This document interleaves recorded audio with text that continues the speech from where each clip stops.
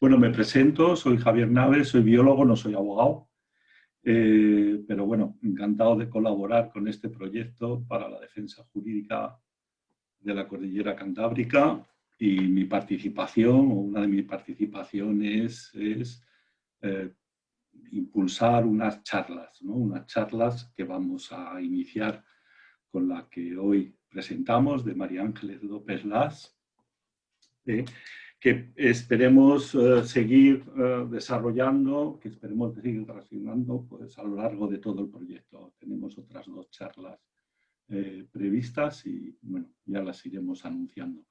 Esta primera charla la va a impartir, van a ser charlas cortas de 20 minutos, 30 minutos y luego abrir un debate. Esperemos que, digamos, que el conjunto de la charla, el conjunto de la acción, de la actividad, no vaya más allá de 1 hora y media.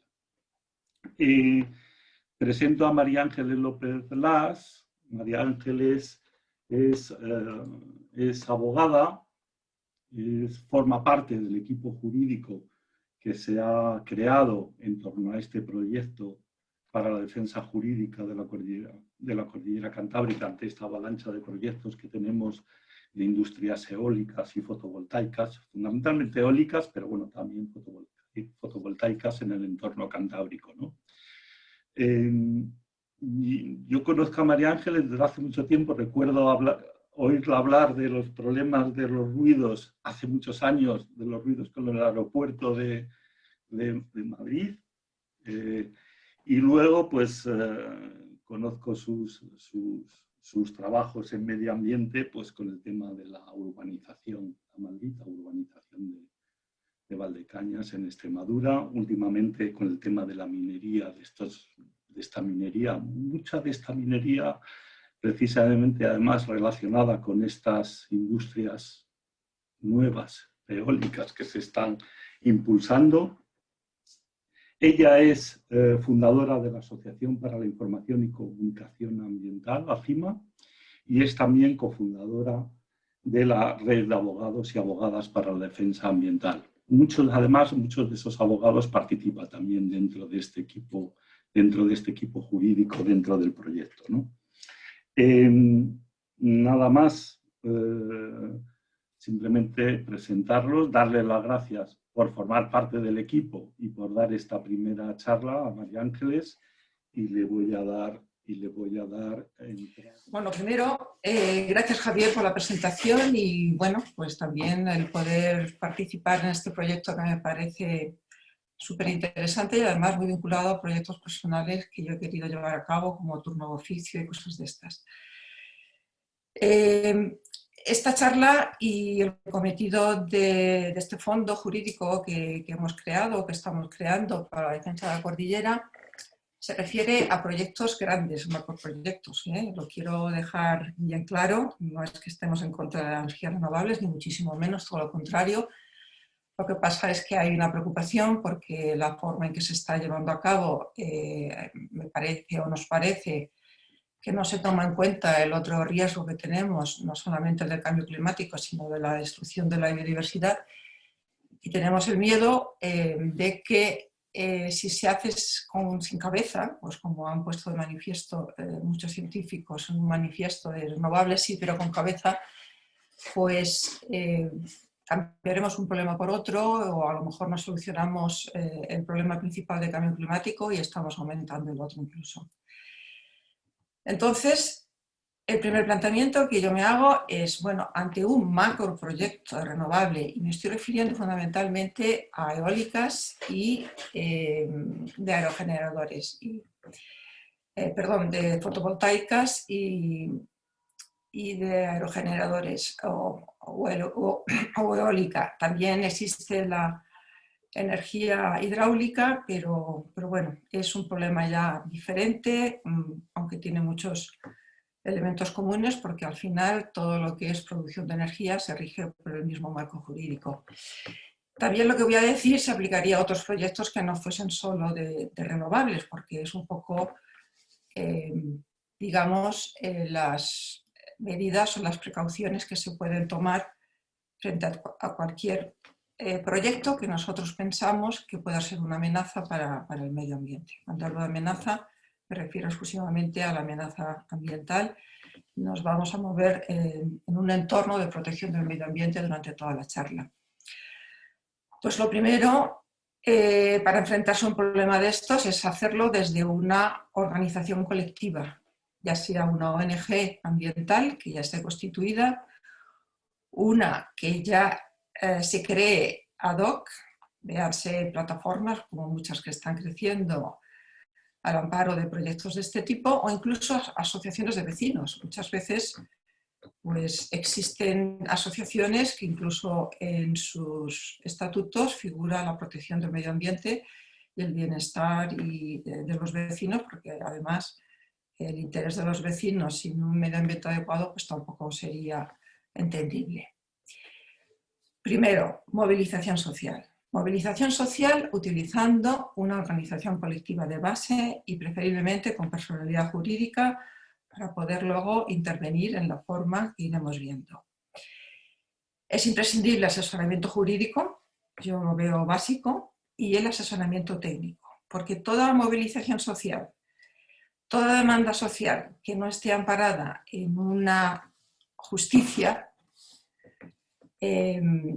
entonces pues no va a ser atendida o no va a tener el mismo efecto. Y a la inversa os diría, enfrentaros a un proyecto, a un megaproyecto solo, una asociación con mucha razón jurídica y fundamental, pero sin una gran movilización colectiva del ámbito de afección del proyecto, pues tiene más dificultades. No es que no pueda salir, lo hemos visto con el tema de Marina Isla Valdegañas, pero en este procedimiento o en este tipo de procedimientos, en este momento, yo lo considero imprescindible la movilización social, pero a la mayor escala posible incluso, ¿no?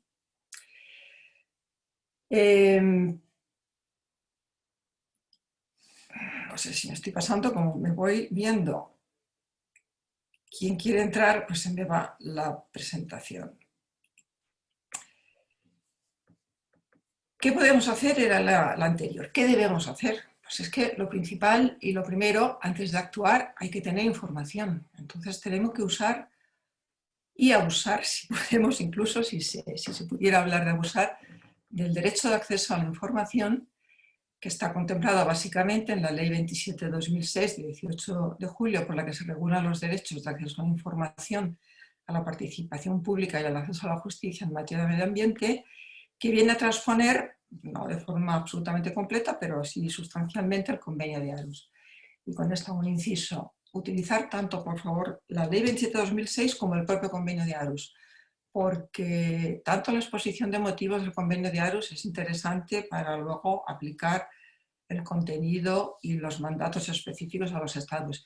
Y hay muchos mandatos que están, como por ejemplo en el artículo primero, que son, digamos, los principios generales, pues que la Ley 27/2006 no lo transpone, como es la obligación de los estados de promover y de facilitar la participación del público en la toma de decisiones que afecten al medio ambiente. Es decir, que en proyectos de este tipo, en lugar de encontrarnos con las dificultades y las barreras que nos solemos encontrar habitualmente, lo que tendría que hacer la Administración en cumplimiento del Convenio de Aarhus es incitar, provocar, promover la participación del público, como una utopía hoy por hoy. También tenemos la Ley 19/2013 de transparencia y acceso a la información pública o buen gobierno, que se puede utilizar para todo el contenido de proyecto que no sea específicamente de materia ambiental.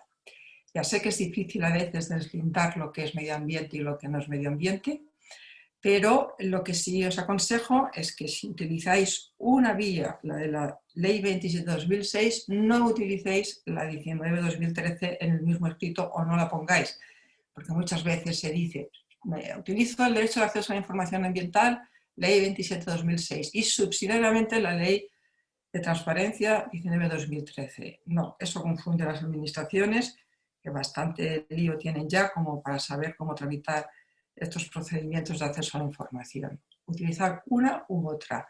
o una después de otra, o las dos a la vez, pero con contenido diferente. También hay que tener en cuenta que la Ley 39 de 2015, de Procedimiento Administrativo Común, contempla los derechos de las personas interesadas o afectadas por un proyecto, aparte de las ONGs, pues pueden ser los que están afectados en su propiedad porque el proyecto pueda estar ubicado en su parcela, directa o indirectamente le puede afectar, que también le reconoce un derecho pues, a personarse en el procedimiento, acceder a la información y hacer alegaciones. Incluso yo diría que todos los que estén afectados directamente por un proyecto de este tipo pidan la personación, porque no todo lo que sale luego en información pública en el trámite de evaluación de impacto o de información de la propia autorización administrativa, no todo lo que está en el expediente de autorización es lo que se publica. Además, tiene la ventaja de que hasta que no se dicte la resolución, una persona interesada que está personada en el procedimiento puede seguir haciendo alegaciones, mientras que los que no están personados se les limita al trámite de información pública, que suele ser de 30 días. Os voy a hablar más que de mucha información legal, más que nada de los problemas con los que yo hasta ahora me he venido encontrando, tanto en otros temas que no están relacionados con la producción de energía, como específicamente en los que recientemente pues, está interviniendo de macroproyectos, tanto eólicos como fotovoltaicos. Lo primero es que el acceso a la información se limita a la fase de información pública. Entonces, cuando hemos pedido información, cuando todavía no había salido el proyecto de información pública, pero sabíamos que ya estaba en tramitación en la subdelegación de gobierno de la Dirección de Industria, pues se nos contesta siempre que ya saldrá información pública y entonces podremos ver y podremos tener respuesta a las peticiones que estamos formulando. Ahí se está confundiendo lo que es un derecho de información con el derecho a la participación, porque el trámite de información pública lo que supone es la realización del derecho a la participación pública en la autorización de un proyecto. Pero el acceso a la información es independiente y aunque el procedimiento no está en fase de información pública, la Ley de Acceso a la Información Ambiental permite el acceso en cualquier momento. Importante, y tenemos ya bastante jurisprudencia que lo dice, pero las administraciones no lo conocen. Otra dificultad es la tramitación electrónica. En los anuncios que estoy viendo se dice que estará en la sede de la subdelegación del gobierno, que es la que tramita inicialmente el procedimiento y el trámite de información pública, pero cuando vas a querer verlo te dicen que ya está todo en internet y que no te dejan ver. Esta es la experiencia que estoy teniendo hasta ahora y se me está repitiendo en diferentes provincias y con diferentes proyectos, tanto eólicos como fotovoltaicos. Otra dificultad, se omite la notificación personal a los interesados. Y esto es un problema no solo de estos proyectos, sino de todos los proyectos de este tipo, en los de minas, en cualquier. Es curioso, porque como luego veremos, muchas veces en este trámite, cuando el promotor presenta el proyecto y la solicitud, con incluso el estudio de impacto ambiental, incluso presenta relación de todos los derechos afectados, con parcelas, con tal. Es decir, podrían muy bien avisar o tener el detalle de notificar a los interesados que se va a hacer este proyecto.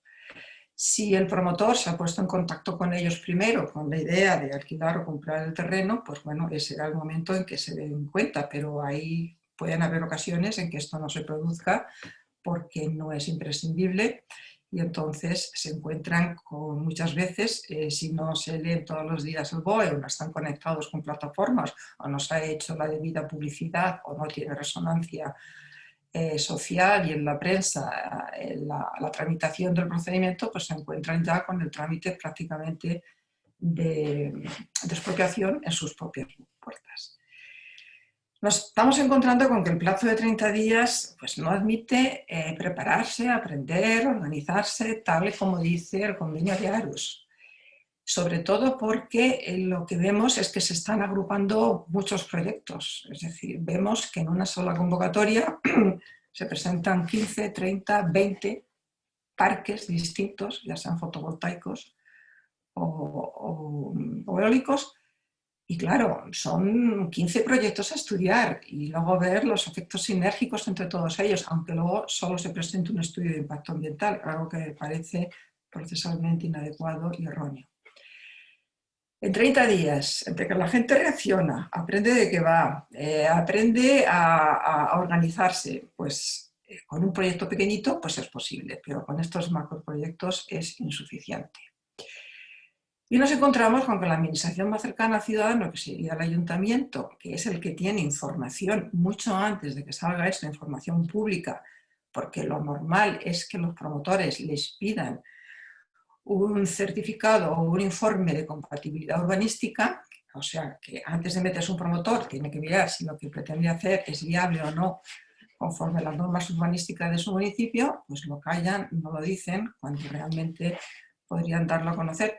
Sobre todo porque estos proyectos se están dando en poblaciones pequeñas, donde esto no pasaría en Madrid, por supuesto, ¿no? Sino en poblaciones que tienen, pues eso, muy rurales, 2.000, 5.000, 3.000 habitantes, y allí todo el mundo se conoce y que el alcalde pueda comunicar esto a todos los vecinos, pues bueno, es que enseguida se correría la voz y la gente se podría preparar. ¿Qué procedimientos son los que están vinculados para poder llevar a cabo este tipo de proyectos? Os he puesto aquí una relación de los principales procedimientos.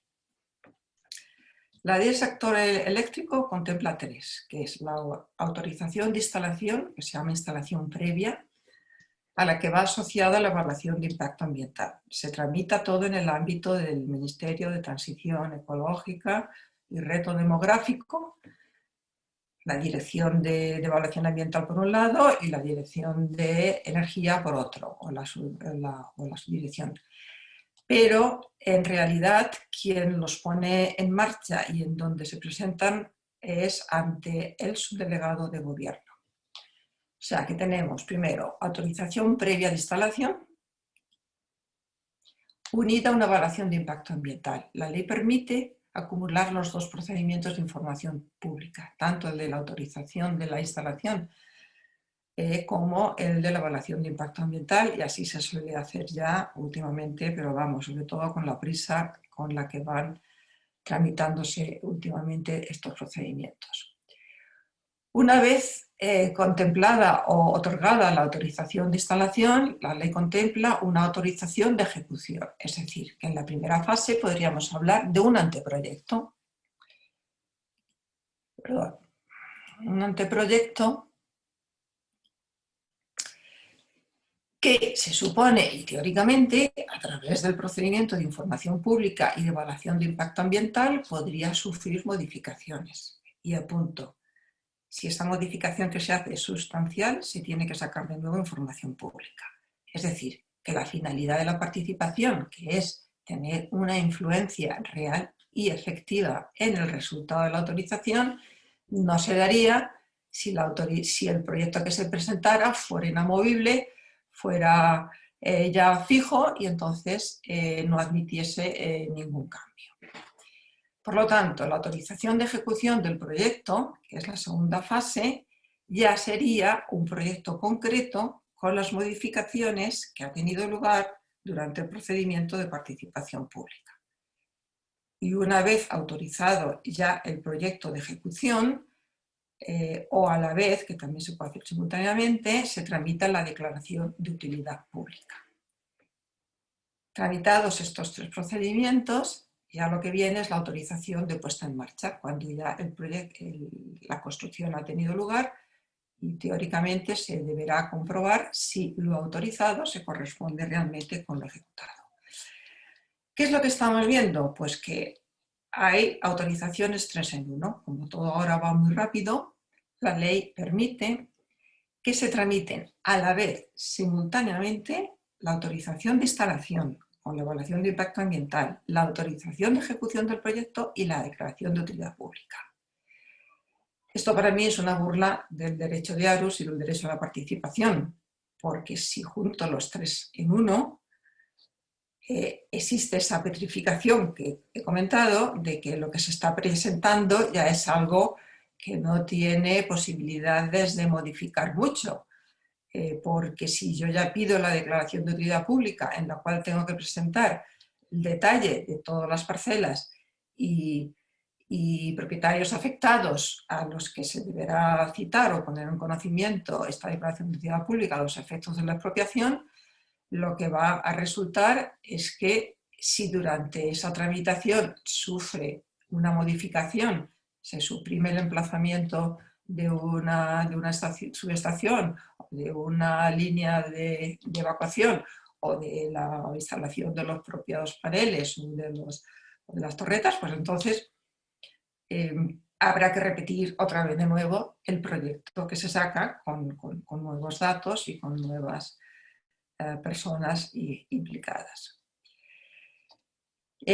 Como todos estos proyectos se tramitan, vamos, directamente en suelo no urbanizable,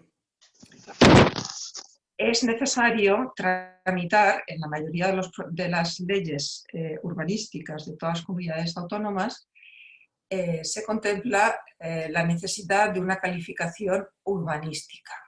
Calificación urbanística que supone el permiso para realizar en un suelo no urbanizable, o llamémoslo rústico según la ley que utilicemos, un uso que se llama excepcional, porque el uso que se hace, el uso que supone una implantación de estas plantas es un uso industrial, no es un uso característico, apropiado o natural del suelo rural, que como sabéis es el forestal, es el agrícola principalmente.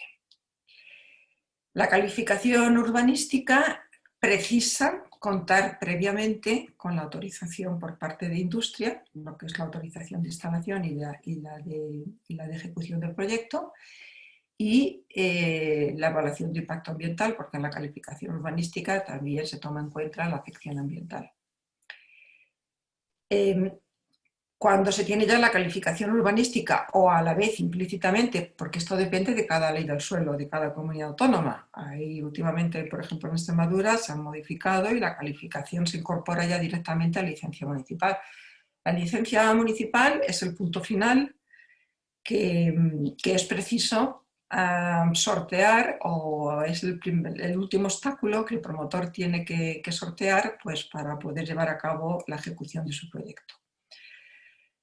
Señalar que en la ejecución, que en la licencia municipal, pues si previamente, cuando el promotor hizo una consulta sobre la compatibilidad urbanística, luego va a tener muy difícil a la hora de dar la licencia municipal o poner un motivo que no se tuvo en cuenta cuando se libró ese informe de compatibilidad urbanística previo. Finalmente, cuando el suelo que va a ser ocupado no ha sido conveniado con los propietarios por cualquier razón, pues podría darse lugar a una expropiación. Me preguntaban el otro día si había visto expropiaciones y os diré que hasta ahora no he visto ninguna. Mi despacho no ha entrado todavía en ningún tema de expropiación en este tipo de proyectos.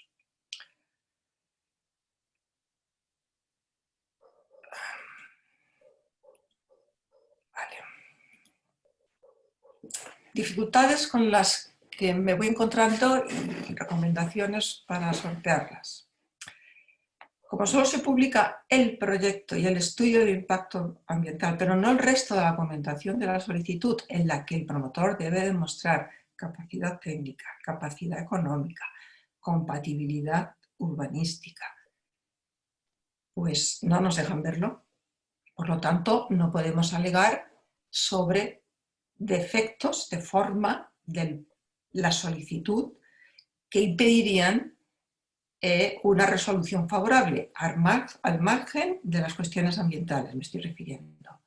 Como no te dejan verlo y no te dejan ir a verlo in situ al lugar para ver lo que no se ha publicado, la única solución de sortear esto es que algún afectado se persone como persona interesada y esa información la pueda luego comunicar al resto de la asociación, plataforma o colectivo que esté trabajando conjuntamente.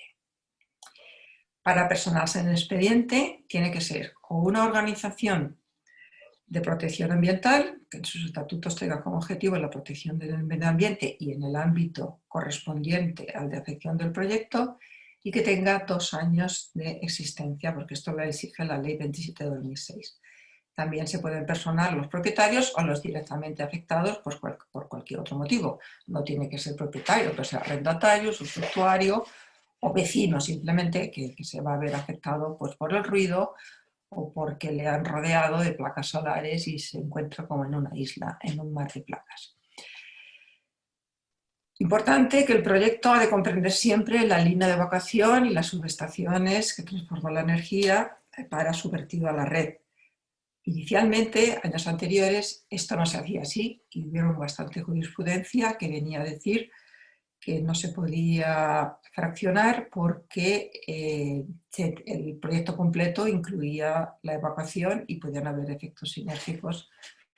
Que el proyecto, lo que es la instalación, o sea, lo que ocupan los aerogeneradores o las placas, no podían no tener una afección ambiental, pero la línea de evacuación, si atravesar zonas protegidas o con riesgo de colisión para aves u otro tipo de afecciones ambientales, que por lo tanto viciaban la compatibilidad ambiental del proyecto. La ley del sector eléctrico dice que gozarán de utilidad pública, de calificación como utilidad pública, los proyectos de producción de energía. Pero ojo, no se presume. La utilidad pública hay que demostrarla y de esto también hay jurisprudencia. Quiere ello decir que si tenemos que alegar o alegamos a un proyecto de 3 en 1 en el que va incluida la utilidad pública o directamente a la declaración de utilidad pública, si se tramita como procedimiento independiente y separado, tendremos que exigir y podremos exigir que se acredite una utilidad pública. ¿Por qué? Porque como va a haber siempre una afección ambiental, dependiendo de la sensibilidad del territorio en el que se actúe, siempre hay que tomar en consideración cuál es el beneficio o la utilidad del proyecto en relación con los daños que se van a ocasionar al entorno, porque afección siempre va a haber, como es lógico.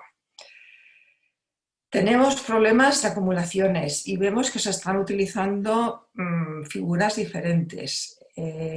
Muchas veces lo que debería ser primeramente una planificación del uso industrial para producción de energía en un municipio o en una provincia o en una comarca debería abordarse mediante una planificación adecuada, pues en lugar de hacer una planificación adecuada para dar cabida a estos proyectos, dependiendo de la capacidad o de la estructura del municipio o de la región, lo que se hace es acumularlos pues para ver los efectos sinérgicos, probablemente con figuras pues bien curiosas. Últimamente vi una que le llamaban clúster. El otro día vi otra que se juntan 15 plantas fotovoltaicas en un solo proyecto. ¿No? Eso es una tergiversación de lo que es un proyecto.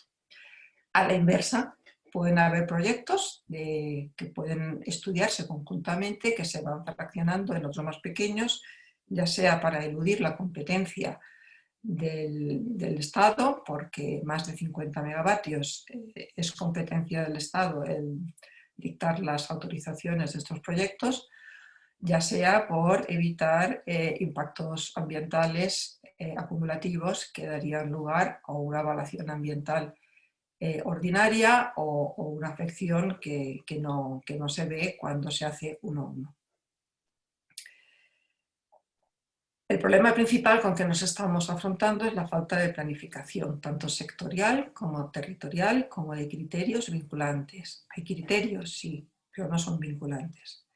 Estos criterios vinculantes podrían resultar de una planificación sectorial. Todas las leyes del suelo contemplan la posibilidad de hacer planes sectoriales para el desarrollo de determinada sector industrial o, por ejemplo, no sé, hasta turístico, pongamos por ejemplo, ¿no? Así como la planificación de ordenación territorial, porque no olvidemos que siendo un uso industrial, eso tiene mucho que ver con la afección no solamente al espacio ocupado, sino al territorio de todo el entorno.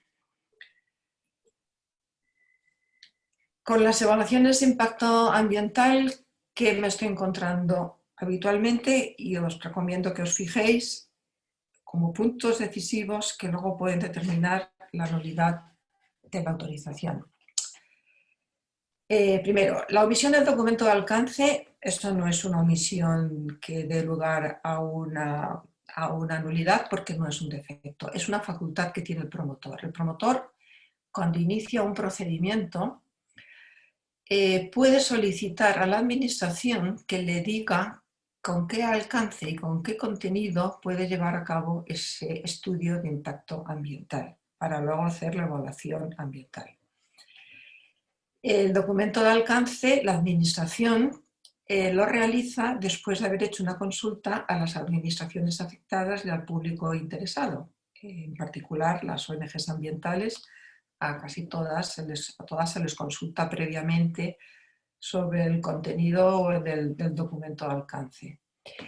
Y tiene la particularidad de que si luego el estudio de impacto ambiental no se adapta a lo que el documento de alcance dice que debería contener el estudio de impacto ambiental, se podrá argumentar con un hipotético procedimiento de revisión de esa autorización la falta de calidad de ese documento ambiental que le imposibilita al órgano que tiene que adoptar una resolución tomar una decisión adecuada porque la base de la información de la que parte es errónea o está incompleta. Este documento de alcance o este trámite previo del documento de alcance antes de la última reforma sí que estaba como obligatorio, pero como cada vez vamos levantando más trabas a la tramitación de todos estos proyectos, pues ya se hace potestativo. Quiere ello decir que el trámite de evaluación de impacto ambiental se va a iniciar o se inicia directamente solo después de que ha sido sometido ya el proyecto a información pública. Es decir, el órgano sustantivo, que sería en este caso la dirección, el subdelegado del gobierno en materia de industria, que es ante el que se presenta la solicitud de autorización, lo saca a información pública. A esa subdelegación del gobierno hay que presentar las alegaciones y con las alegaciones, la respuesta a las alegaciones que da el promotor y el informe que el propio subdelegado de gobierno hace, se remite todo para su evaluación de impacto ambiental a la Dirección General de Evaluación Ambiental del MITECO. Y es cuando se inicia, ¿vale?, el trámite de evaluación de impacto ambiental propiamente dicho. Muchas veces ocurre que la zona afectada puede estar dentro de una zona de Red Natura, puede estar muy cerca de un espacio Red Natura y puede tener una afección directa o incluso indirecta. Y la ley exige que cuando se pueda afectar a un espacio de Red Natura, ya sea de forma directa o de forma indirecta, se ha de hacer un informe de afección que determine si va a haber una evaluación o no significativa a dicha Red Natura. Este informe de afección puede estar integrado dentro del estudio de impacto ambiental, pero tiene un contenido específico que la ley determina. Y lo que os digo, lo más importante de todo, una afección significativa a especies o espacios de Red Natura no puede compensarse con el desarrollo económico, con la creación de empleo, con la que muchas veces muchos efectos, digamos, negativos sobre el medio ambiente, al final las declaraciones de impacto ambiental resultan positivas porque se compensan con el beneficio económico o social del desarrollo del proyecto. Por otra parte, como os decía antes, a mi entender, todo proyecto tiene que tener una evaluación de impacto ambiental. No se puede hacer 10 proyectos y una sola evaluación de impacto ambiental. Y tampoco se pueden agrupar 10 proyectos llamándole un solo proyecto para luego hacer una sola evaluación de impacto ambiental. Normalmente cuando se hacen proyectos o se llevan a cabo proyectos que están fuera del espacio de Red Natura, yo me he encontrado, por ejemplo, con la mina que había aquí en Cáceres, o que se pretende hacer en Cáceres, está a 50 metros de la Red Natura, como está fuera, pues no se hace un informe de afección a Red Natura. Normalmente las administraciones llevan escrupulosamente eso, es decir, no está en Red Natura, luego es viable. No, ojo, puede que no esté en Red Natura, pero puede afectar de forma indirecta. Además, tanto la Ley 42/2007 de la biodiversidad y la directiva Hábitat hablan directamente de afección dentro o fuera de los espacios Red Natura. La mala calidad de los proyectos de los estudios de impacto ambiental pues era tremenda hace unos años, están mejorando muchísimo más, sobre todo desde que la Ley de Evaluación de Impacto Ambiental hace responsables a los autores de los proyectos de la calidad de los estudios de impacto ambiental. Están mejorando bastante, precisamente se modificó la directiva a la vista de la mala calidad de estos estudios. Los estudios de impacto ambiental deben de seguir una metodología que debe estar reflejada en el propio estudio de impacto ambiental y esto a veces no lo encontramos, es decir, podemos ver afección a tal, afección a cual, afección a estas aves, a este espacio, afección al agua, al aire, pero luego al final las conclusiones es que son todos impactos directos, breves o que resultan al final positivos. Las conclusiones no tienen base científica y hay que cuestionarlas. Y otra cosa muy importante, y parece ser que es muy difícil de hacer porque lo veo casi en casi todos los proyectos o en gran parte de ellos, es que no hay alternativas reales. O sea, de alguna manera, cuando el promotor ya ha hablado con promotores, se ha vinculado con ellos, con unos contratos para futuro alquiler o compra, si sale adelante este proyecto, ya está optando por una decisión, ya ha optado por una decisión. Eso no es ningún problema. Lo que pasa es que tiene que trasladar al estudio de impacto ambiental lo que le ha llevado a determinar como alternativa más viable y más realizable la que presenta ya junto con el proyecto. El coste de las medidas correctoras. Esto también, bueno, pues como es un tema económico, pues parece ser que no importa. Pues sí que importa, y bastante. Porque si hay un importe del proyecto que está dedicado a estas medidas correctoras y luego lo normal, que estas medidas correctoras o incluso compensatorias o preventivas del daño para evitarlo no se llevan a cabo normalmente por falta de dinero, pues habrá que cuestionar la validez de ese estudio de impacto ambiental y se puede incluso pedir modificación de la declaración de impacto ambiental cuando vemos que no ha sido atendido lo que se dijo inicialmente en el estudio de impacto ambiental respecto a las medidas que se iban a adoptar y que no se adoptaron.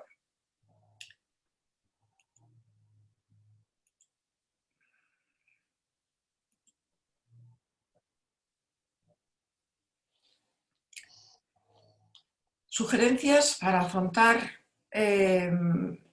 unas declaraciones o digamos, alegaciones en relación con el estudio de impacto ambiental que presenta el promotor. Yo aconsejo estudiar los valores ambientales presentes y reconocidos, incluso en cuanto se conoce la existencia de un proyecto, y hay que empezar a ver qué valores ambientales hay presentes en la zona, porque no siempre están bien recogidos en planes de ordenación o en planes urbanísticos, entre otras cosas porque el estado del medio ambiente evoluciona continuamente, ¿no? Y además es curioso porque sirven todos estos proyectos al final, lo que están sirviendo es para que mucha gente se conciencie sobre los valores ambientales de su zona que hasta entonces no habían considerado o no le habían prestado atención, ¿no? Estos valores ambientales que se tienen que poner de manifiesto nos servirán luego para valorar el acierto o desacierto del estudio de impacto ambiental que se ha presentado. Muchas veces me preguntan, cuando hay una plataforma o un movimiento social en contra de un proyecto de estos y hay bastante interés en hacer alegaciones. ¿Qué es mejor hacer? ¿Una alegación con 1000 adhesiones, por poner un ejemplo, o 1000 alegaciones diferentes? Yo veo que normalmente las plataformas prefieren hacer 1000 alegaciones antes que una alegación con 1000 adhesiones. Yo me pongo en el lugar de la administración, que me tengo que leer 1000 alegaciones y ver si todas son iguales o diferentes y tal, y pienso que se facilita la labor a la administración si se presentan una sola alegación con varias adhesiones. O se pueden presentar varias alegaciones con alegaciones distintas. Bueno, esto digamos que va a gusto del consumidor, pero yo lo que sí os aconsejo es que se presenten 1000 o distintas alegaciones. Presentar una muy contundente y muy fuerte tiene bastante peso y ayuda, sobre todo porque concentra la atención del órgano que tiene que resolver y le ayuda a resolver, que al final es de lo que intentamos hacer, ¿eh?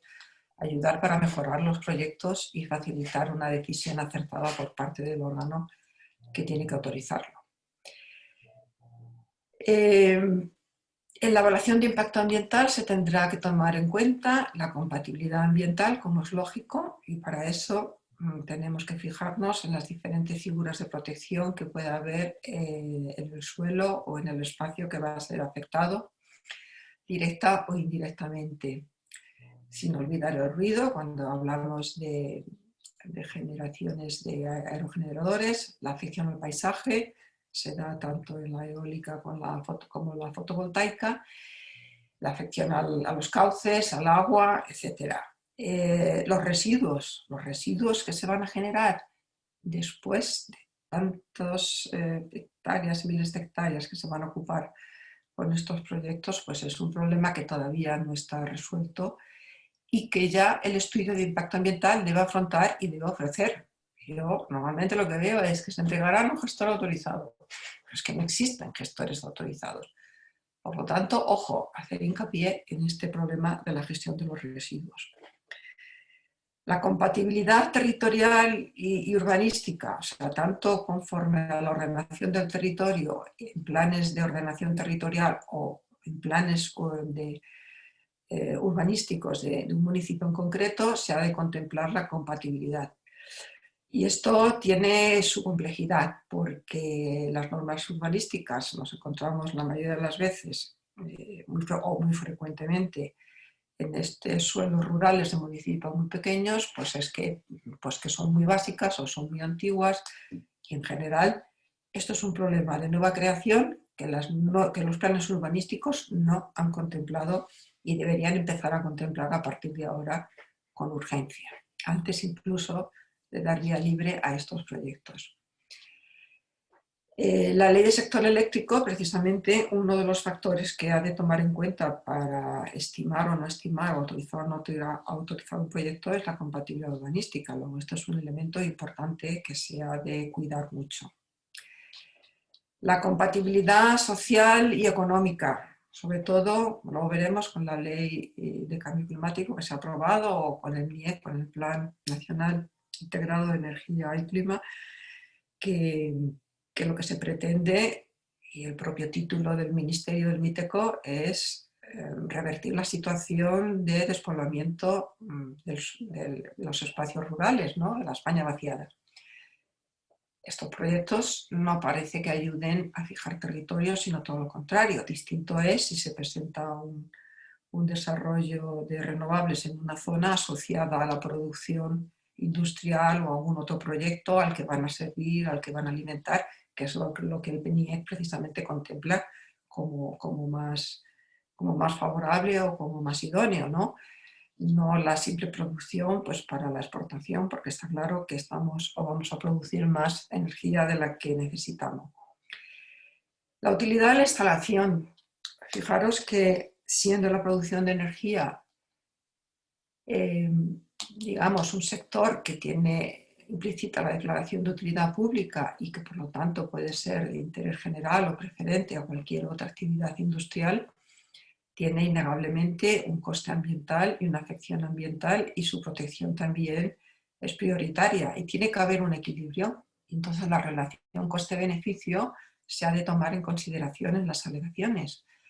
Y cuando hablo de coste-beneficio, me estoy refiriendo no al beneficio económico del territorio que va a ser afectado, que a lo mejor puede ser importante por los impuestos que se van a pagar, sino el coste ambiental, porque el coste ambiental también tiene que ser traducido de alguna manera o tenido en cuenta en la valoración económica, aunque todavía no tenemos herramientas suficientemente consensuadas como para valorar los costes ambientales, el coste económico que podría ser derivado de los beneficios ambientales o que nos da el ecosistema. Pero aquí sí que yo entraría a jugar con el tema de la utilidad pública. La utilidad de la instalación, la utilidad pública, no es lo mismo una utilidad pública, como os digo, para aportar a un proyecto acoplado a esa producción de energía que va a producir impuestos, que va a producir puestos de trabajo o que va a fijar población, que es un objetivo prioritario, del que simplemente se va a verter a la red y que no va a haber un beneficio social o para la sociedad, que va a estar más directamente afectada. Los criterios del emplazamiento es un tema importante que estamos viendo. Y esto se debe a que nos falta una planificación adecuada. El MIEC no establece unas preferencias, dice que se habrán de evitar zonas sensibles que estén declaradas como espacios protegidos, con cualquiera de las figuras que os podáis imaginar, incluso corredores ecológicos, las áreas importantes para las aves de ese overlay se llaman IVAs, en fin, las que están contempladas en la Ley 42/2007 o incluso la Ley de Aguas, la Ley del Patrimonio Cultural o el Convenio Europeo del Paisaje. Quiero decir que hay muchas, digamos, figuras de protección, ya sea por convenios internacionales o ya sea por las propias directivas o por la ley nacional y por incluso los propios planeamientos urbanísticos, que también tienen competencia para declarar, digamos, espacios no urbanizables, especialmente protegidos por razones ambientales o por razones incluso agrícolas o por ser inundables, etc. Todo eso hay que tomarlo en cuenta como zonas sensibles a la hora de valorar la idoneidad de un proyecto y sobre todo la alternativa, porque cuando te dice que tienen que ser preferiblemente evitando zonas sensibles, ¿cómo valoras esa preferencia si en las alternativas no se ha contemplado la posibilidad de llevar a cabo el proyecto en otra zona que no sea especialmente sensible? El MITECO ha definido unas zonas, ha hecho una zonificación ambiental a efectos de estas instalaciones, que ahí tenéis el enlace, no lo voy a abrir ahora porque nos podríamos parar, pero que conviene por lo menos acudir a esa zonificación, que es cierto que habla de zonas excluidas, pero hay otras muchas zonas que están incluidas dentro de estos espacios sensibles que dicen que son a valorar uno por uno. Bueno, pues al final tenemos lo que ya os digo, si existen zonas no sensibles, pues por lo menos podemos argumentar que se han de articular estos proyectos en zonas que no sean sensibles preferentemente. El MIER incluso habla de suelos degradados o sin valor agrícola, próximos a su consumo, pues todo esto también a tener en cuenta en las alegaciones. La capacidad de acogida del municipio y la comarca, algunas comunidades autónomas lo han afrontado con planes específicos para el desarrollo de estas instalaciones. Y luego tampoco hay que olvidar que la calificación urbanística, al final, que es la que va a permitir un uso industrial en un suelo rústico que no es propio del suelo rural, la calificación es un procedimiento excepcional, comporta un uso excepcional y entonces cuando vemos territorios que están el 20 o el 30% ocupados por instalaciones de este tipo, por placas o afectados por parques eólicos, lo que es excepcional se está convirtiendo en algo normal y la calificación no ha de servir para ello. Por lo tanto, se puede exigir y se ha de exigir una, digamos, modificación previa del planeamiento urbanístico, la forma ya veríamos cómo, para poder llevar a cabo un uso racional del uso del suelo acorde con la definición o la estructura que el plan municipal ha definido para ese municipio. La reciente ley de cambio climático y transición energética tiene unos principios que para mí pues, creo que pueden ser muy útiles a la hora de hacer alegaciones y de valorar la idoneidad de estos proyectos. En primer lugar, reconoce como principios rectores que hay que respetar los valores ambientales. Por lo tanto, ya tenemos una ley que dice, ojo, principio rector, respeto de los valores ambientales. Lo primero. Incluye los principios de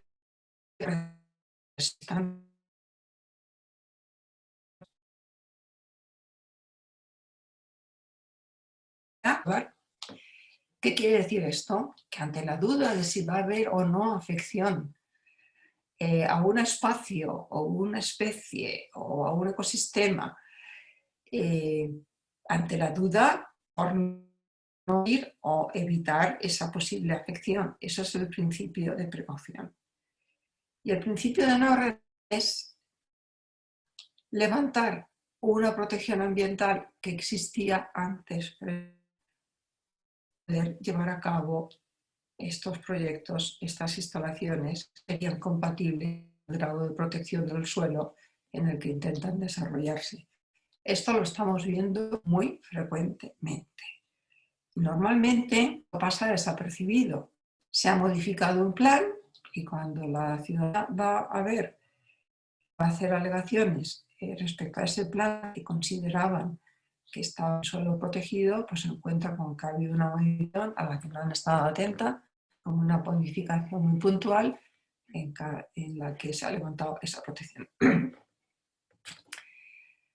El artículo 21 también dice que el Ministerio llevará a cabo una cartografía de sensibilidad, que viene a ser esa sensibilidad que os he dicho antes, que ya están levantadas antes de aprobación de la ley, calificar los suelos como máxima, muy alta, moderada y baja. Esta es una cartografía que va a ir cambiando, que se irá actualizando y que no tiene una fotografía. Y recomienda que las comunidades autónomas tengan el suyo propio para entrar en más detalle respecto a la que hace el Ministerio y a la que incluso se pueden añadir otros elementos que no han sido contemplados a nivel estatal. Nos dice que, esto lo he puesto textualmente, ¿vale? Velará en coordinación con las comunidades autónomas para que el despliegue de los proyectos de energías renovables se lleve a cabo preferentemente en emplazamientos con menor impacto. Velará en coordinación. Bueno, os he dicho, no tienen tanto impacto como en el que se pretende, pues podemos acudir a este artículo para detectar o para alegar que no se ha tomado en cuenta la obligación de llevar a cabo parte de la comunidad autónoma o del ayuntamiento que se emplacen con menor impacto. El 25 habla de la compatibilidad con la adecuada ordenación territorial y conservación natural. Les aconsejo leerlo con detalle porque vienen reflejadas diversas cosas que incluso amplían las zonas que podríamos decir o ya catalogadas por la propia ley, por los convenios, como hipotéticamente sensibles. Hablamos de estrategias como el corredor verde y otros que se están haciendo con ONGs como Silverlife o como ADENA. Y perseguirá revertir parte de la riqueza que genera donde se realice el despliegue para activar su economía declive demográfico.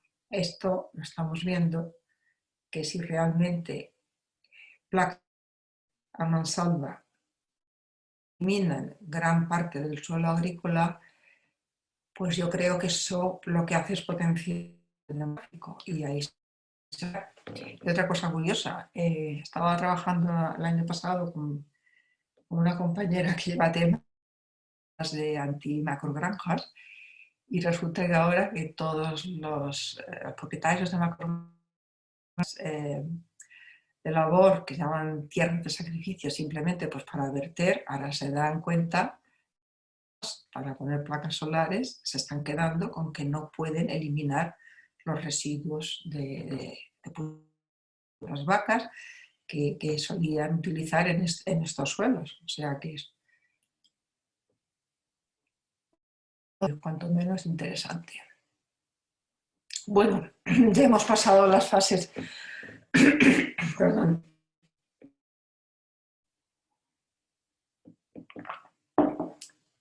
de autorizaciones. Voy a ir deprisa.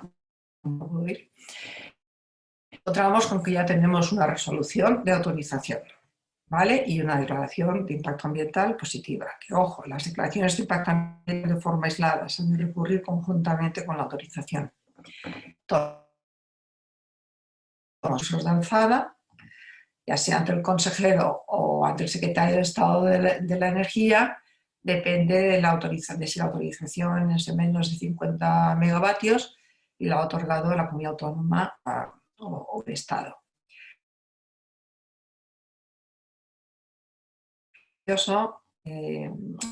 Superior de Justicia o Audiencia Nacional depende de si la autorización la de un consejero o la del secretario de Estado. Para poder recurrir hay que acreditar la condición de persona interesada, como antes he comentado, ONG con más de 2 años o los afectados directos. Ojo que el hecho de no haber hecho alegaciones en un procedimiento de información pública no te puede impedir recurrir la autorización. Y a la inversa, el hecho de haber hecho alegaciones sin acreditar tener esa afección directa o sin ser una ONG, no te permite poder recurrir esa autorización. Las ONGs tienen además la posibilidad de justicia gratuita. En los recursos, ya directamente en el recurso de alzada, yo creo que se debería de pedir la medida cautelar de ineficacia, que habría que reproducir en vía contenciosa. Y también se pueden recurrir las licencias urbanísticas ante los juzgados de lo contencioso administrativo. Otros procedimientos que se nos pueden dar durante la sustanciación de los procedimientos de autorización, principalmente porque luego después pues no nos van a servir de mucho si ya está autorizada, ¿vale? En la web de Legal Natura que yo confeccioné con motivo para poder llevar un proyecto de turno de oficio, que ya veréis si entráis en él, tengo ahí el enlace donde pone y explico muy claramente cuáles son estas otras posibilidades y cómo se articulan. Frente a desestimaciones de acceso a la información ambiental reguladas conforme a la Ley 27 de 2006 o falta de contestación o contestación inadecuada, podemos acudir al recurso de reposición y posteriormente a un contencioso porque no nos está permitido, al menos en el ámbito estatal, ante una falta de información ambiental, utilizar el recurso o la posibilidad que nos da la Ley 19/2013 de transparencia, de acudir al Consejo de Transparencia y Buen Gobierno. Algunas comunidades sí que lo permiten. Desconozco en este momento, nos podría decir cuántas. Recuerdo una en Canarias que sí admitía, y creo que en Cataluña que también. Por lo menos hace un tiempo, últimamente no lo he verificado. Es decir, ante una petición de información pública general, que no sea ambiental, tenemos la posibilidad de ir al Consejo de Transparencia y Buen Gobierno. Y ante una solicitud ambiental que no nos han permitido dar, solo nos cabe recurso de reposición potestativo y luego después contencioso, que lógicamente no nos va a servir de mucho si la autorización si para cuando se dicte sentencia ya está dada la autorización. Podemos hacer una queja también, es decir, ante una falta de información ambiental, como el recurso de reposición y el contencioso después no nos van a ser muy útiles, sí que podemos hacer una queja ante el MITECO. Tiene una web especial de sugerencias, quejas y sugerencias con un formulario que se puede rellenar y remitir a un correo que, bueno, que está en la propia web. Creo que es EMEA Medio Ambiente o algo así. Bueno, no lo voy a decir porque me puedo equivocar. La queja funciona muy bien, porque las que son en base a la ley 27/2006, porque en el MITECO hay un departamento especial que es el punto focal del convenio de Aarhus y focaliza todas las peticiones de información y todas las quejas. Y entonces, si habéis hecho una solicitud de información y no os contestan en el plazo de un mes, pues una queja por funcionamiento anormal. Si es en el Estado, acudir a la web del MITECO, y si es ante la comunidad autónoma, pues también. De alguna manera, no sé por qué, pero resulta eficaz.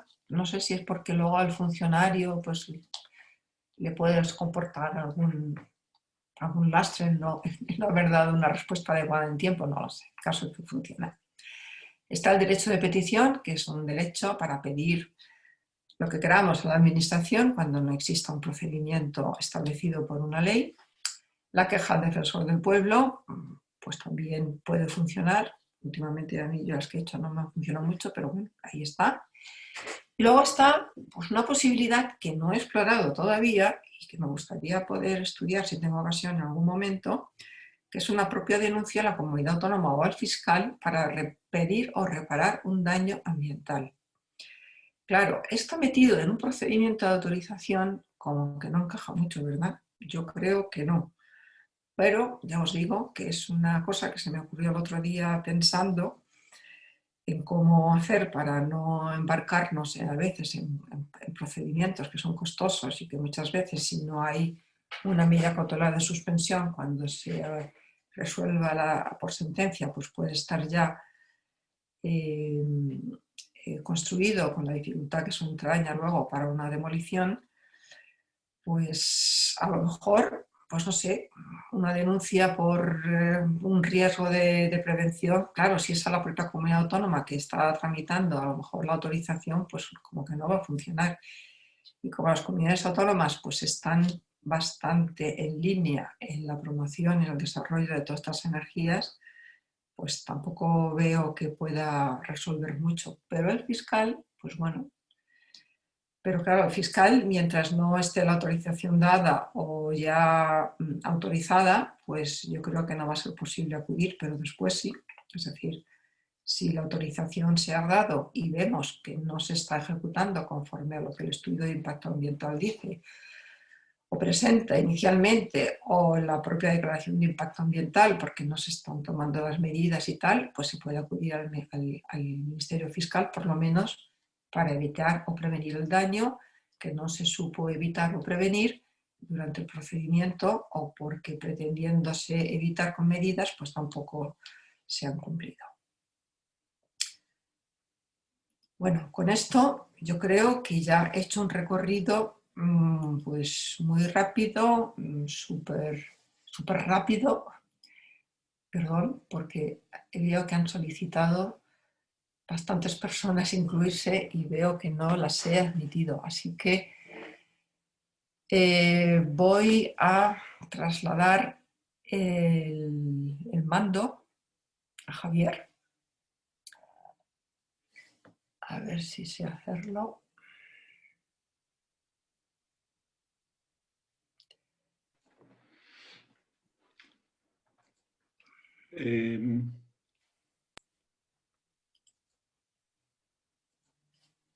Bueno, ¿me oís? Sí. Sí, Javier. Sí, perfectamente. Vale, oye, muchas gracias Ángeles por la charla, por la exposición así algunas ideas, muchas ideas con este tema. He recogido en el chat algunas preguntas que se han ido haciendo. Si hay alguna más, por favor, escribirlas, que yo las intento transmitir a Ángeles. Hay una, no sé si está Germán García y de Teruel, que ha hecho hizo una pregunta referente a cómo funcionan los procedimientos cuando son de comunidades autónomas y del MITECO, cuando son del Ministerio, pero no sé muy bien en qué contexto hizo la pregunta. Y luego hizo unas preguntas, mismo Germán García, sobre si conocías, María Ángeles, casos de expropiación, pero si eso aplica tanto al terreno de aerogeneradores como a la subestación y línea de alta tensión, pregunta María Ángeles, pregunta Germán. Y luego añade otra pregunta, te las suelto las dos. Si se puede caracterizar de utilidad pública un proyecto de una empresa privada obteniendo beneficio a costa de no pagar adecuadamente al propietario del terreno o de expropiarle, y más cuando hay exceso de proyectos. Son dos preguntas que plantea Sí. Germán. Yo me he encontrado, o sea, me han llegado casos de expropiaciones por líneas de evacuación eléctrica que se han enterado cuando directamente estaban ya en expropiación, porque no se enteraron que se autorizó el proyecto. Esto es lo normal y es lo que os decía antes. Entonces sí que lo que no me he encontrado todavía es con expropiaciones del suelo ocupadas por aerogeneradores o por placas. Esto no, porque no me ha llegado, pero no es que no existan, o sea, no puedo decir que no existan. En cuanto a la utilidad pública, pues yo estoy contigo, Germán, para mí no es utilidad pública. Para mí una utilidad pública de una producción de energía que es para venderla al exterior, pues porque también podría ser utilidad pública la agricultura, caray, que es más importante, ¿no? Y también exportamos y comemos y vivimos gracias a la agricultura. Yo empezaría por discutir la utilidad pública de todos estos proyectos. Vamos, que me encantaría poder discutirlos. Y empezar a rebatirlos en todos, ¿sí? A ver si conseguimos sentencias que cuestionen esto. Sobre todo cuando hay un daño y una afección patrimonial de particulares, de población, de afección ambiental, de residuos, o sea, todo lo que se pueda alegar y que se puede ir alegando con estos macroproyectos. Realmente yo creo que es muy cuestionable y yo empezaría por ahí, sin duda. Me salto una pregunta que luego recojo porque Bego Sierra, en relación a este tema, pregunta que qué se puede hacer cuando un proyecto ya se ha declarado de interés público. Y cuando ya se ha declarado de utilidad pública, pues si ya se ha declarado y no lo puedes recurrir.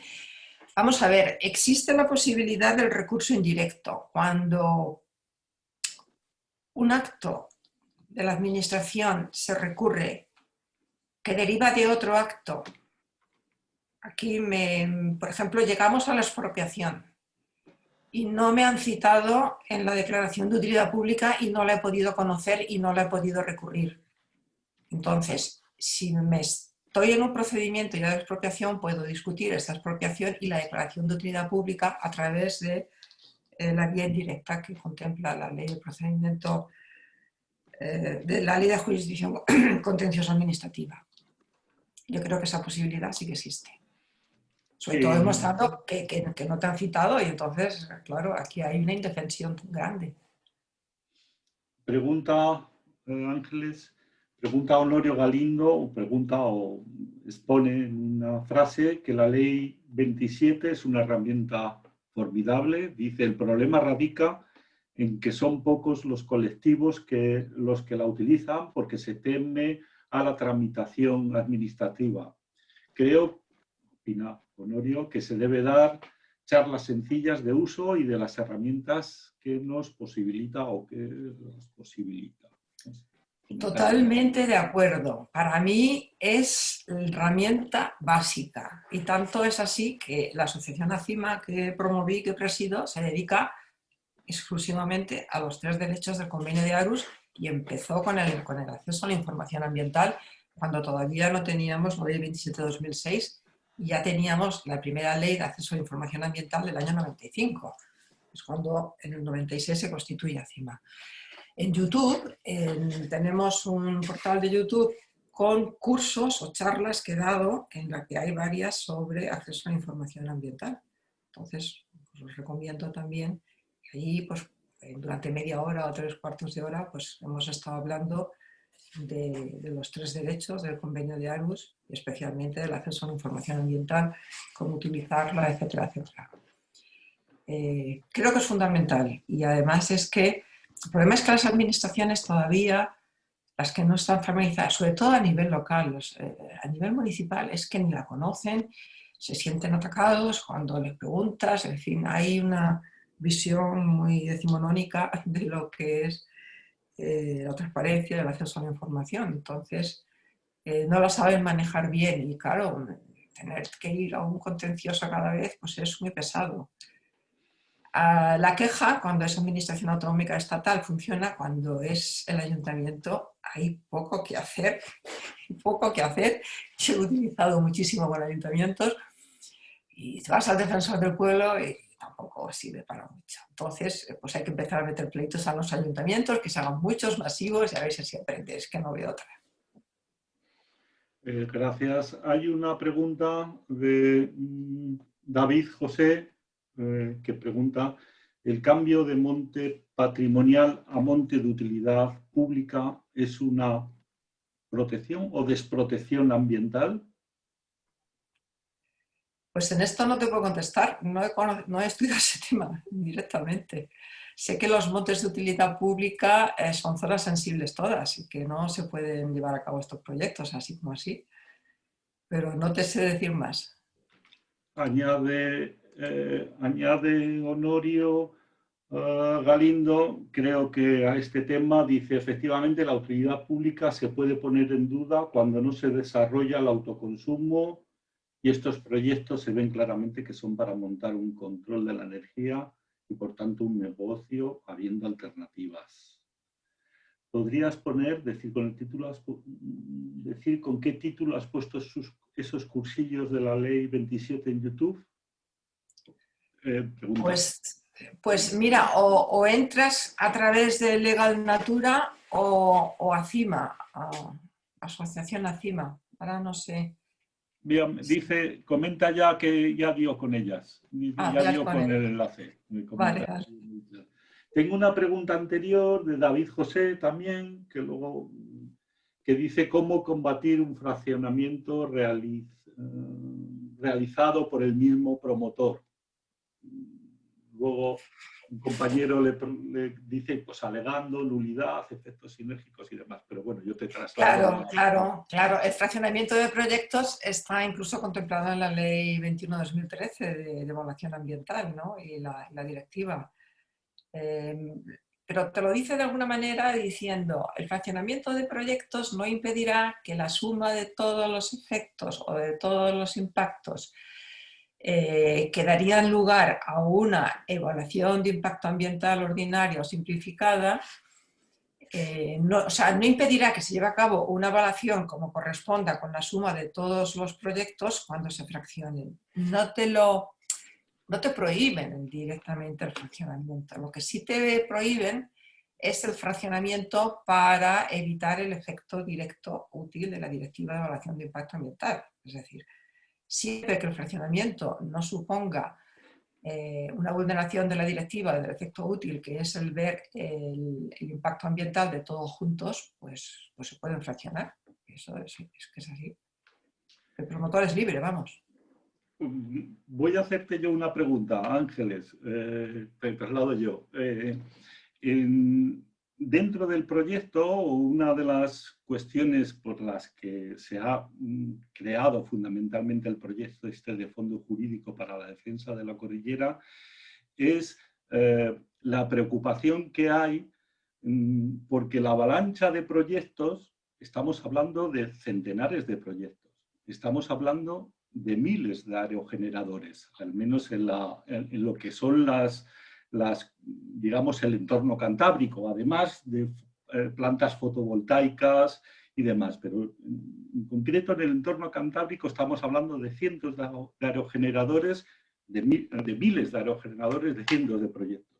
Tú has hablado a lo largo de la charla de criterios, de falta de criterios, de planificación territorial, de falta de criterios de emplazamiento y demás. ¿Cómo, que ya te digo que es un poco la médula del proyecto, cómo se puede hacer eso? Porque dar una batalla, entre comillas, por utilizar la palabra batalla, dar una batalla a cada uno de los proyectos puede ser complicado. ¿Hay algún mecanismo para realmente obligar de alguna manera a esa planificación, a ese estudio, a esa elaboración de criterios para que se dé esos emplazamientos? Mira, criterios solamente no te sé decir y no lo he mirado, pero para planificación sí. Las leyes a nivel autonómico, las leyes del suelo contemplan la posibilidad, ¿vale? Entonces, la posibilidad, no la obligación. Es que esto es curioso, fíjate. La evaluación ambiental estratégica es la herramienta para valorar la afección de planes y programas y directrices, por así decir, ¿no? Requisito imprescindible es que ese plan contemple, a su vez, sirva para el desarrollo de proyectos que estén sometidos a evaluación de impacto ambiental y se refiera a determinados sectores, entre ellos está la energía y, por supuesto, el planeamiento urbanístico. Quiere decir que un plan de desarrollo energético o de renovables en un territorio, ya sea ámbito autonómico, nacional o sea de ámbito local, debería estar sometido a una evaluación ambiental estratégica, con la finalidad de valorar el impacto en el territorio, que es lo que tú me estás diciendo. Cuando tienes miles de aerogeneradores que pueden afectar a una región, a una comunidad, a toda una cordillera, ¿vale? Entonces, como la posibilidad de hacer planes urbanísticos está contemplada y existe la herramienta, yo eso lo vincularía con el artículo 45 de la Constitución, que obliga a las administraciones públicas a hacer un uso racional de los recursos naturales, y uniendo esas dos legislaciones, el instrumento que hay y la obligación de hacer un uso de desarrollo, obligar a planificar a través de un derecho de petición o de un contencioso incluso directamente. Deberíamos hacer una petición a la administración en el ámbito que corresponda para que apruebe una planificación en la que se contemplen pues, todo esto que hemos estado viendo de la ley de cambio climático o del MIEC, etcétera, etcétera. ¿Vale? Incluso con una moratoria o paralización de aprobación de proyectos. Es que eso yo lo veo, lo tenemos que estudiar en el Consejo Asesor de este fondo. Es uno de los temas que tenemos primero que abordar, ¿no? Porque es que si no, es que como tú dices, Javier, es que es imposible y es que no llegamos a tiempo, porque si esperamos a que lo haga la administración, la ley no obliga a hacer un plan, o a veces sí obliga, pero en estos casos yo no he visto esa obligación de hacer un plan. La ley de la economía sostenible sí que habla incluso de planificación, ahí sí que lo vi. Y se podía utilizar también. Entonces, juntando un poco todo esto, yo creo que podríamos hacer una petición, una solicitud de que se lleve a cabo esta planificación y con una moratoria. Claro, la moratoria puede implicar daños y responsabilidades, a indemnizar a promotores que ya están, yo qué sé, entonces es complicado. que te la vayan a aceptar así como así, pero hay que dar la voz de alerta ya. Y otro argumento, no solamente el artículo 45, sino lo que la jurisprudencia del Tribunal de Justicia de la Unión Europea habla mucho de que cuando se incumple una directiva, cuando se incumple su efecto útil. Entonces estamos desarrollando, llevando a cabo multitud de proyectos sin hacer una evaluación ambiental estratégica de todos esos proyectos que están surgiendo a la vez, se está impidiendo el efecto útil de esa directiva, que es llevar a cabo una planificación haciendo un uso racional y el objetivo que dice el propio Tratado de Funcionamiento, de conseguir el mejor estado, el mejor desarrollo ambiental o el mejor estado del medio ambiente. Quiero decir, un medio ambiente lo mejor posible. Si es posible hacerlo mejor, ¿por qué no lo vamos a hacer mejor? Muchas gracias. Tengo aquí dos preguntas que añaden los compañeros y son las 9:05, lo digo, hacer las últimas porque cerramos ya un poco. María Ángeles te pregunta, ¿cómo entiendes que Red Eléctrica Española haya dado a fecha de 2021 derechos de acceso y conexión a red eléctrica más del doble de gigavatios de fotovoltaicos y eólicos de los que el PNIEC, el Plan Nacional, prevé que deberían instalarse en España para 2030? Pues supongo que es que estará pensando en hacer un desarrollo y aumento, repotenciación o más, o sea, incrementar la red eléctrica. Pero es que fíjate que las directivas dicen que se deberá atender la petición de los promotores, es decir, como que red eléctrica está al servicio de todo el que quiera producir energía para darle el servicio de transporte de energía. Entonces, claro, las posibilidades de conexión son limitadas y primero se le puede dar ese primer permiso, pero luego la conexión pues tendrá que modificar la planificación de la red eléctrica, que esa sí que es obligatoria, para poder atender toda esa demanda que está habiendo.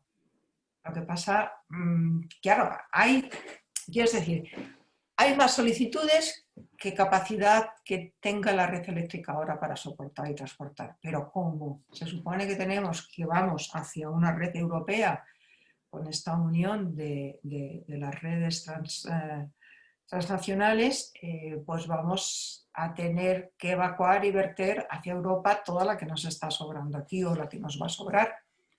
Supongo que Red Eléctrica está ahora haciendo la planificación del 2020-2025, yo creo que todavía no ha salido.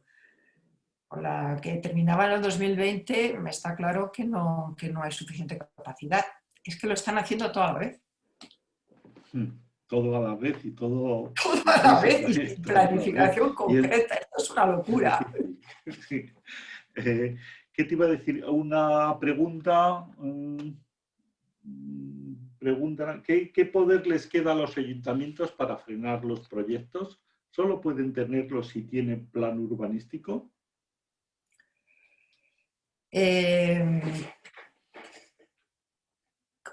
Todos los ayuntamientos deben tener unas normas subsidiarias, algo de planificación, y si no, pues a nivel provincial existen unas normas para cuando no hay normas urbanísticas en un municipio porque es muy pequeñito, ¿no? Quiero decir que alguna planificación tiene que haber, o a nivel...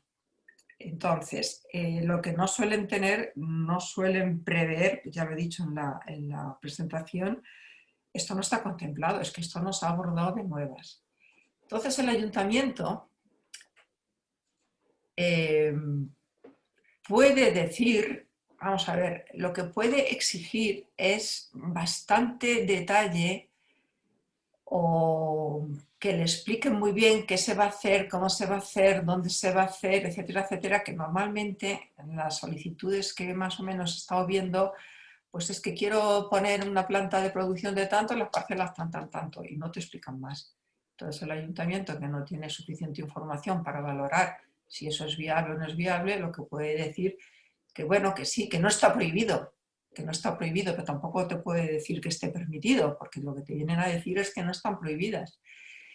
Y lo que sí puede decir es quedarse en algo ambiguo que sirva un poco para todo y que cuando llegue el momento de emitir su informe, que necesariamente debería hacer en trámite de información pública, en la que se consulta también a las administraciones y entre ellas al ayuntamiento, si hizo un ayuntamiento que sí pero no, no pero sí, bastante ambiguo, cuando conozca ya detenidamente el proyecto, ya podrá tener argumentos para justificar su viabilidad o su no viabilidad. Pero con la información que le dan inicialmente, pues un ayuntamiento que no tenga una normativa muy clara, pues le va a ser difícil, si quiere hacer las cosas escrupulosamente bien, le va a ser difícil pronunciarse por lo que te estoy diciendo, porque es que incluso muchos de ellos consideran que estos son pues, usos dotacionales o infraestructuras. Es que la ley del sector eléctrico lo llama infraestructura. Y ahí viene el lío luego. Una infraestructura a nivel municipal y cuando se habla, es que se habla pensando en uso dotacional, es decir, uso para dar servicio a la población. Y esto no lo es. Es que la ley de industria considera que es una industria la producción de energía y la ley de evaluación de impacto ambiental también. Entonces ahí viene el lío y la confusión con las diferentes normas que están considerando esto de esta manera. O sea, hay, digamos, una protección de los productores de energía que para mí no está con los tiempos actuales. Debería estar, pero creo que está desproporcionado, es decir, y está mal regulado. Y yo no sé si esto viene ya de origen europeo, que posiblemente que sí, pero no es solamente un problema de nuestra legislación nacional, porque está bastante adaptada. Incluso es que el mismo hecho de la liberalización del sector, es que eso ya te dice que la utilidad pública es mucho más leve, más cuestionable.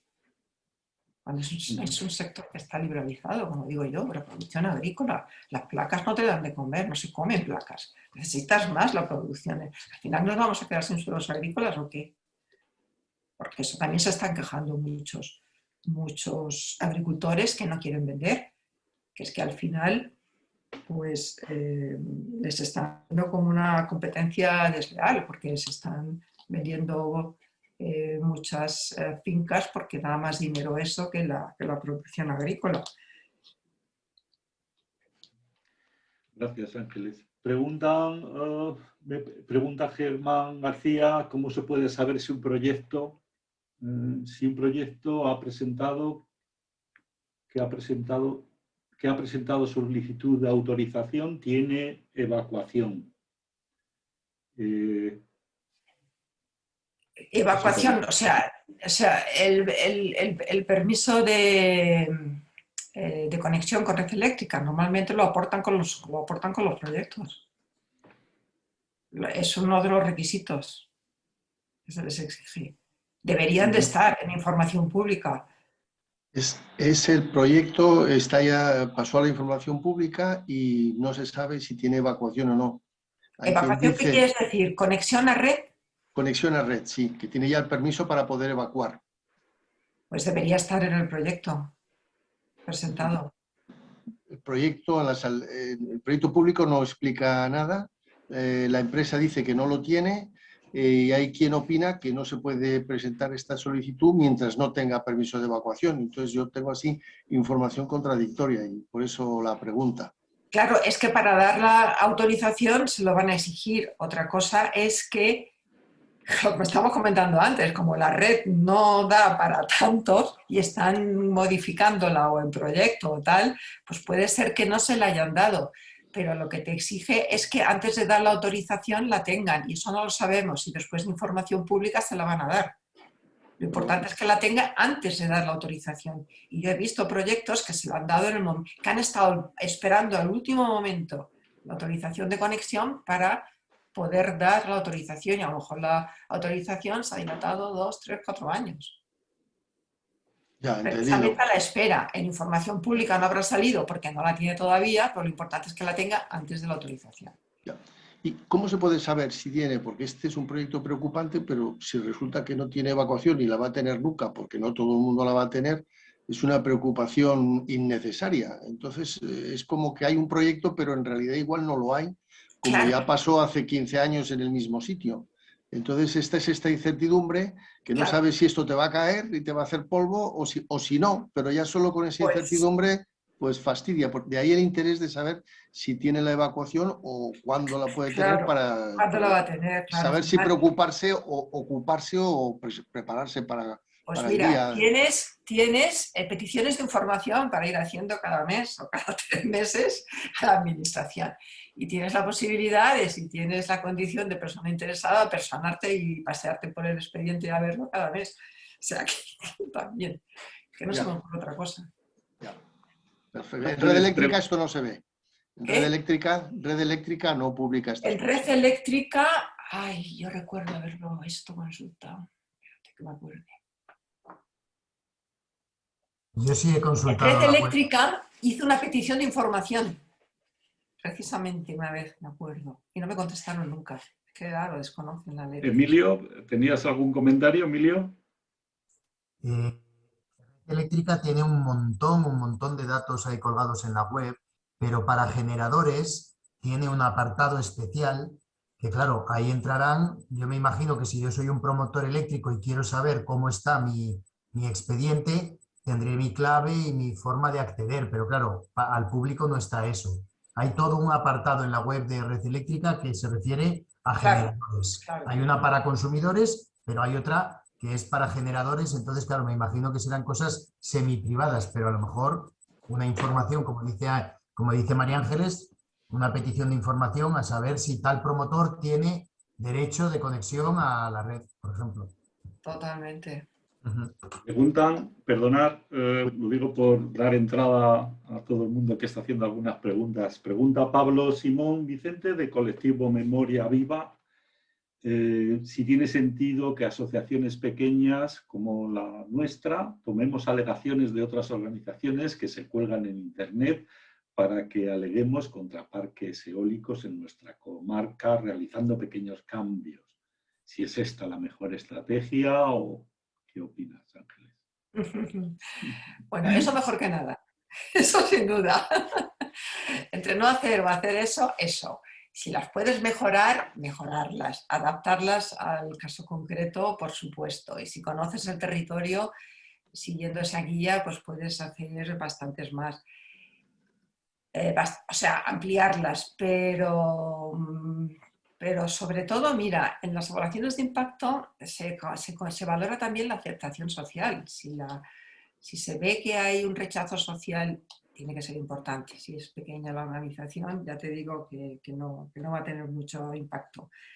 Pero seguro que esa organización pequeña, si está muy bien implantada en el territorio, conoce bien el territorio, puede aportar bastante más datos de lo que un formulario le puede dar, le puede servir de guía. A mí me parece buena opción, evidentemente. Claro que sí. Bueno, perdonar, de todas maneras vamos a terminar. Si hay alguna cosa más, no dudéis en poner, en dirigirlos al proyecto. Vamos a poner, no lo dudéis, vamos a seguir trabajando en este tema. Podéis hacer nuevas preguntas, hacer llegar al proyecto las preguntas que queráis o que podamos, y intentaremos atenderlas en la medida de lo posible. Vamos a tener más charlas. Muchas gracias, María Ángeles, por la charla y por el trabajo y por la dedicación en contestar a todas nuestras preguntas, más sencillas o más complejas. Muchas gracias. Seguimos en contacto, seguiremos trabajando. Lo que os decía, vamos a tener más charlas, las iremos anunciando las fechas en el futuro. Espero que en 2 o 3 semanas demos una primera y en otras 2 o 3 semanas otra segunda, y estamos diseñando alguna charla más. Yo creo, no sé si podéis ver los títulos orientativos de las charlas estamos preparando. He intentado compartir la pantalla, no sé si lo estoy haciendo bien o no, porque esto para mí es nuevo. Y nada más, animaros a seguir participando. Voy a meter la morcilla de publicidad en este momento. Nos quedan 4 días para llegar al objetivo de los 40.000 euros que nos habíamos propuesto. Nos quedan 3.000 euros para llegar a un objetivo muy ambicioso de esos 40.000 euros de fondo para poder acometer los trabajos y las tareas que tenemos por delante. Yo creo que está siendo un éxito. Creo que vamos a llegar, pero necesitamos dar ese último empujón. Nos quedan 4 días. Muchas gracias a los más de 700 donantes por su contribución y su ayuda. Y eso, estos últimos 4 días para alcanzar el objetivo hay que dar ese empujón final. Muchas gracias, María Ángeles, por la charla. A todos los participantes, muchas gracias también por el interés. Seguimos trabajando. Seguimos. Gracias a todos por participar. Muchas gracias. Dios, gracias. Adiós. Gracias. Adiós. Adiós. Muchas gracias.